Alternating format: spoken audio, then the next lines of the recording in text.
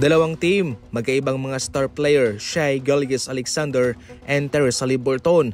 Itong si Shai Gilgeous-Alexander sa Game 1 and Game 4, consistent 38 points at ngayon naman sa Game 2, 34 points.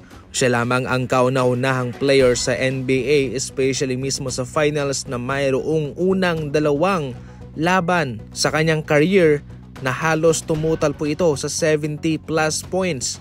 Si Shai Gilgeous-Alexander lamang ang naka-achieve ng ganyang stats, mga idol, sa kanyang unang appearance sa finals. Sa kabilang banda naman, kung si Shai ay consistent, si Therese Haliburton inconsistent. Kabilang yon sa mga factor kung bakit natalo sila sa labang ito sa Game 2. Samantalang no-show naman ang Conference Finals MVP na si Siakam. Gayunpaman, wag dapat na magpakampante itong OKC Thunder dahil syempre magaling din itong Indiana Pacers. Mayroong malaking rason kung bakit sila yung nakaabante sa kanilang conference na maski man yung Cleveland Cavaliers ay kanilang pinataob.